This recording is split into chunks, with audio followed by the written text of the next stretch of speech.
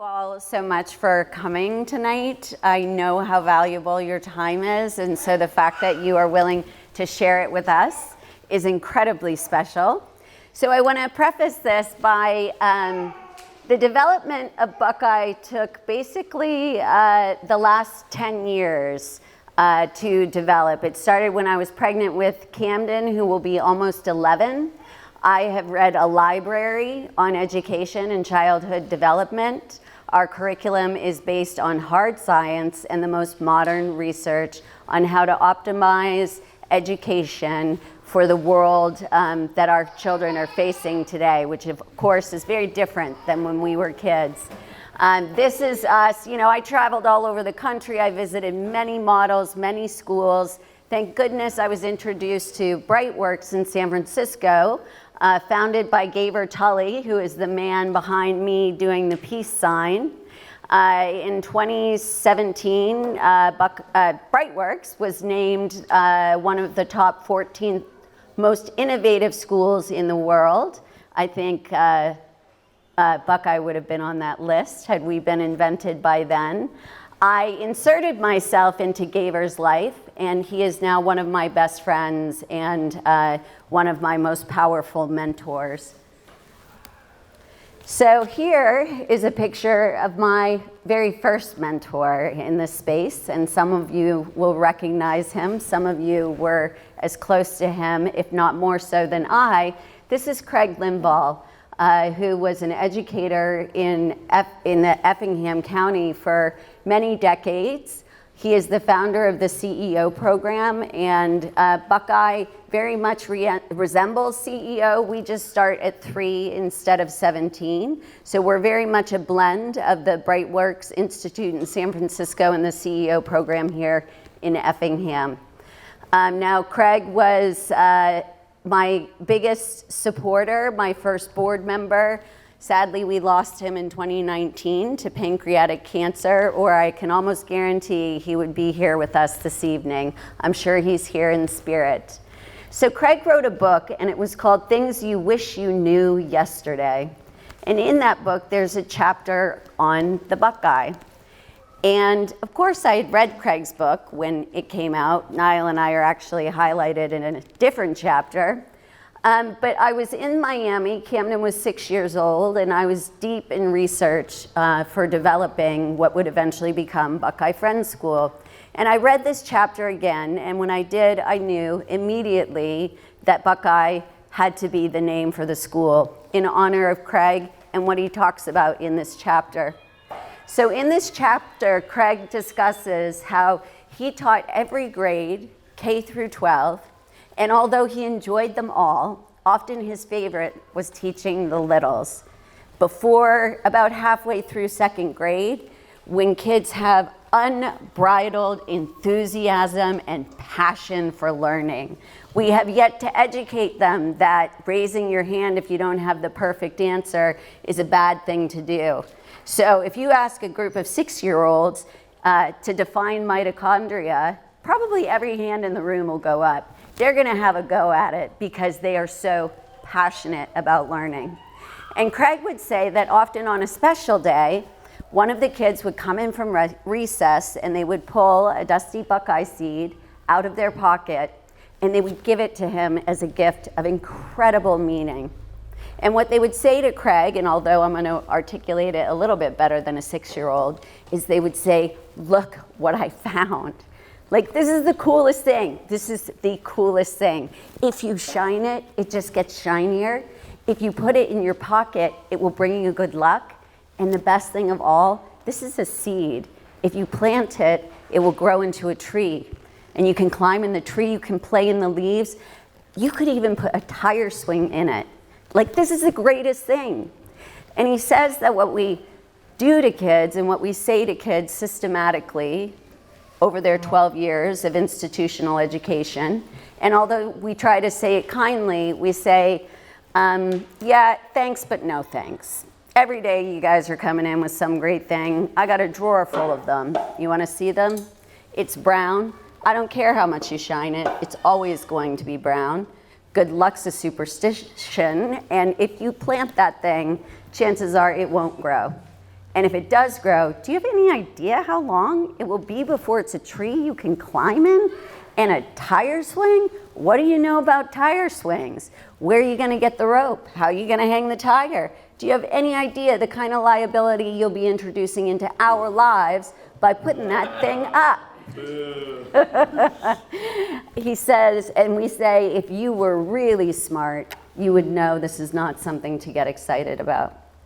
And so what was moments ago a source of deep inspiration, of endless possibilities, is now a source of uncertainty, fear, probably a little shame for getting excited about something that an adult is telling you is not important. And so the child looks at it again and throws it away. And every time we put our kids through that kind of training, their worlds get smaller and smaller. We kill their creativity. We diminish their God-given capacity and passion for learning. And so when I read this again, I knew immediately that in honor of Craig and that story, the Buckeye had to be in the name for the school.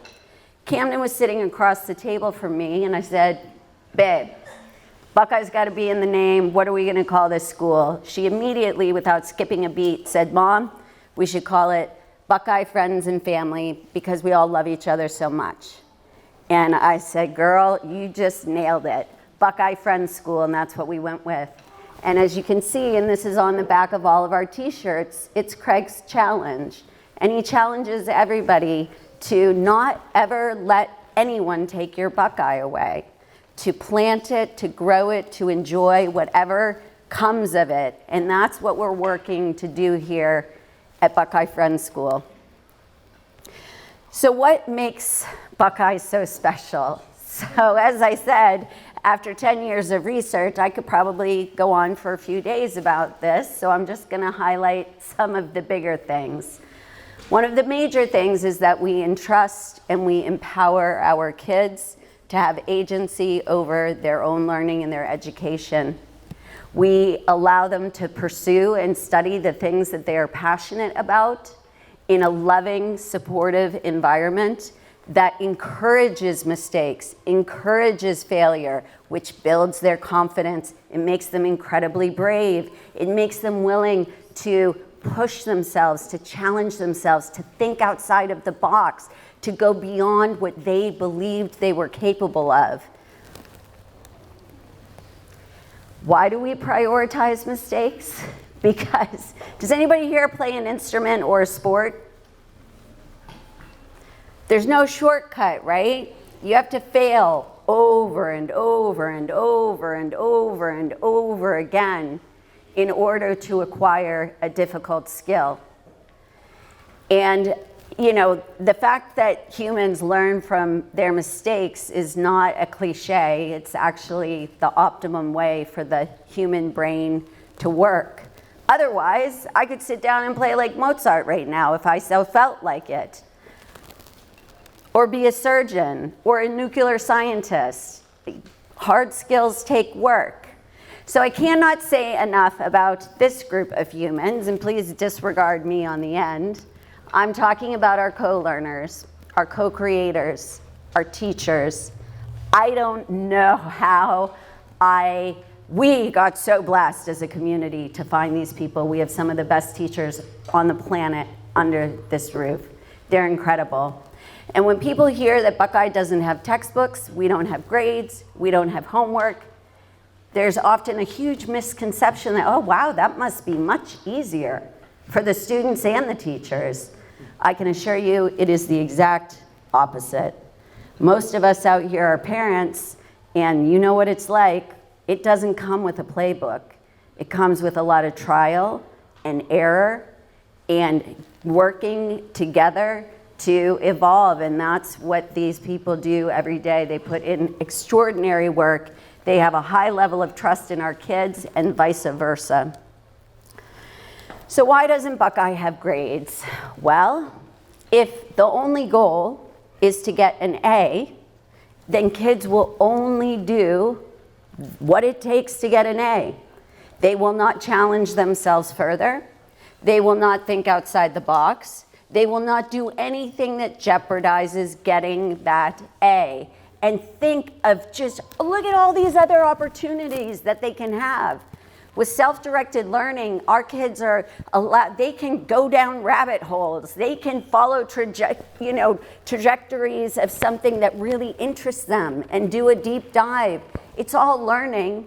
What blows my mind is, and it's going to be hard with the mic, so I'll yell louder. First of all, humanity is facing some pretty major issues. And I think we can all agree, if we don't work collectively and collaborate to solve them with very diverse thinking, we're in big trouble. So why is it, if this is the amount of stuff, infinite amount of stuff that students can study, we have 99.9% of our kids studying this tiny myopic sliver of that infinite pie? Why? Doesn't make any sense. I mean, why are we teaching calculus to kids that want to be artists?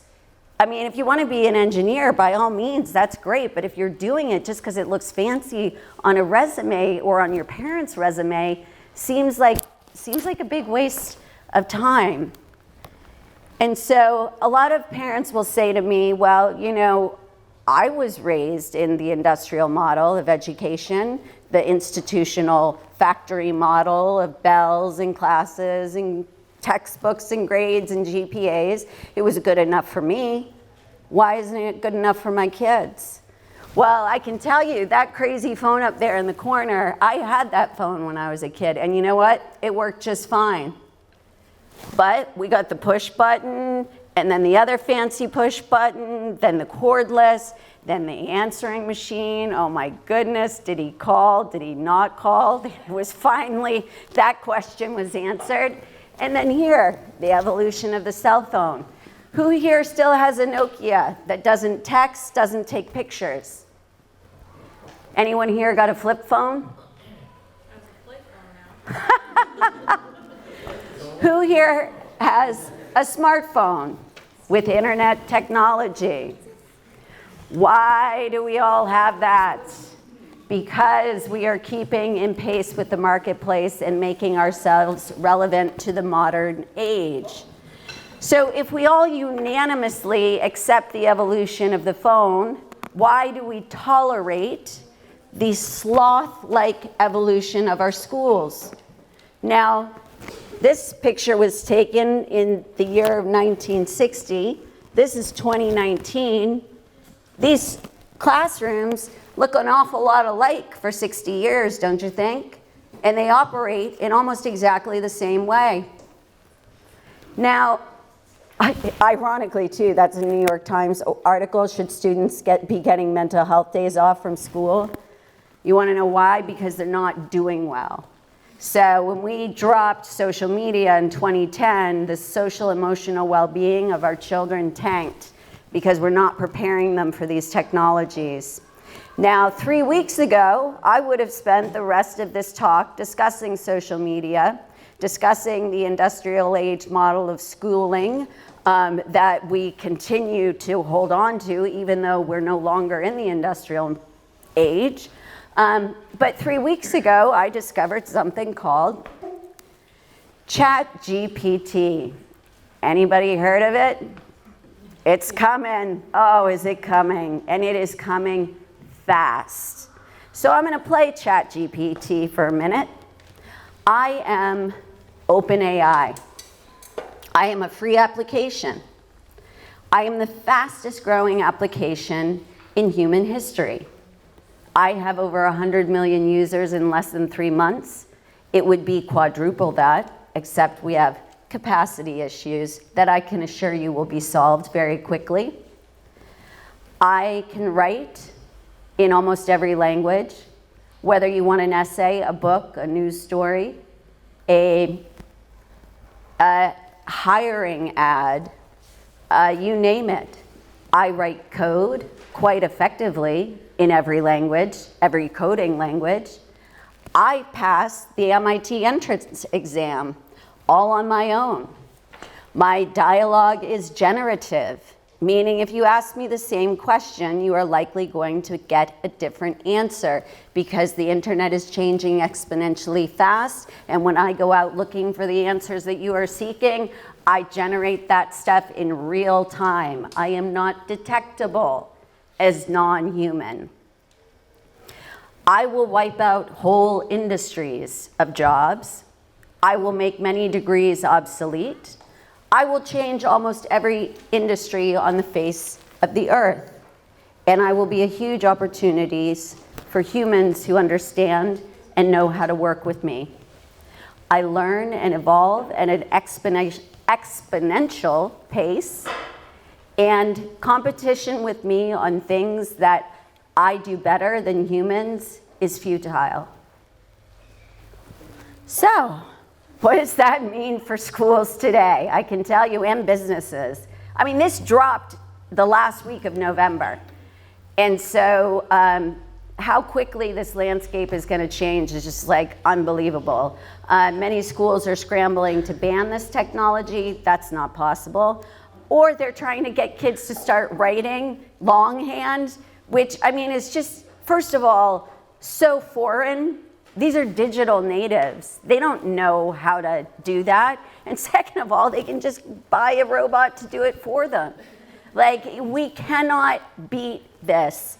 We can only learn to live with it. And the thing is, what makes Buckeye so advantageous is because we are so small, we are so adaptable that we can in real time, implement the best practices that become available. So we'll be working with the Center for Humane Technology, just to name one thing. More things will be coming online to counterbalance the negative impacts of social media and AI. We will continue to develop the things that our kids can do that AI can't compete with. Their creativity, their collaboration skills, their communication skills, their social emotional intelligence.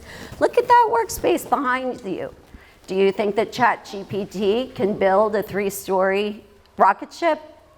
I don't think so. So these are just going to be some of the things that we focus on, while ensuring that we protect our children's natural passion and love for learning so that they can continue to evolve with this marketplace. And it's coming so fast. So this is, last week I was super busy. Normally I write the help wanted ads for Firefly, but I didn't have time. Could take 20 to 40 minutes depending on how inspired I'm feeling. So I just popped it into ChatGPT, and in 5 seconds, I had an ad that was exceptional. I used it almost word for word. And I have a handout of some of the other questions I've asked it this week. So if you think ChatGPT is the end of the iceberg, everyone else is coming in. Google is going to release Bard, Apple, Facebook, everybody is going to get in on this game. And there's just no way to predict where this is going, which is why it's so important that we protect our kids' creativity, love of learning, ability to collaborate and do things that artificial intelligence cannot do. So, enough with the Orson Welles War of the World. that was the heavy part of the talk. Now we'll go to something a little bit lighter, and one of the greatest things to ever happen in the history of Buckeye Friends School. In December, we joined the Mastery Transcript Consortium. This is the future of transcripts, period. It is just a better, it's better than sliced bread if you compare it to a 2-dimensional, old school GPA, letter grade, SAT, and essay. This is actually a 3-dimensional, interactive, portfolio-based transcript that highlights the unique aspects of each of our students. And so Buckeye is just beginning to define what ours is going to look like, but it starts with 7 to 8 foundational credits. 5 to 7 foundational credits. Here you can see this student really is interested in global citizenship and transferable skills, doesn't really like the arts, and could care less about health and physical education. Underneath these foundational credits, they can go into advanced credits. And with each of these credits, if this were live, you would be able to click on it and see an example of the work that they have done to support it. So that's what I mean in the sense of portfolio work, like building the rocket ship outside and some of the other things you're gonna hear from students tonight. This is being driven by the Ivy Leagues. It is accepted by all top 20 universities in the United States, as well as in the state of Illinois. Many innovative companies are also accepting it, and the beauty is it has never been turned away. If your child decides to apply to a school who has not heard of the Mastery Transcript, they will go in and train that school how to read one of these. Now, not only can you see that maybe it gives a little edge, like here's an old transcript from West Point. Like what does an A in writing mean to a college admissions officer? Does that tell them whether the child wants to write poetry, or do they want to be a journalist, a novelist? The Mastery Transcript will share all of that information and more. And so, can anyone guess how many people applied to Stanford University last year? 100,000? 44,073. Of those 44,073, do you know what percentage were accepted? Close, 4%. Now, when an admissions officer at these schools, whether it be a local small college or a larger university like Stanford, when they get a flat transcript like the one that you see on the right, they spend on average 7 minutes before that child is sorted out. With the Mastery Transcript, they spend on average 22 minutes. So immediately there's a huge advantage. The other thing is I can tell you that this is schools and businesses are clamoring for students graduating from programs like Buckeye. And the reason is because they know that the students coming out of programs like this, they are more confident, resilient, they have more agility, they have higher emotional intelligence, they tend to have better leadership skills, communication skills, definitely collaboration skills. Their critical thinking is through the roof. They're used to problem solving because they're not afraid to fail, so they're working on very difficult problems. They're highly adaptable, and the best thing is they have a passion for learning, which means if they get into your company, they're gonna hit the ground running.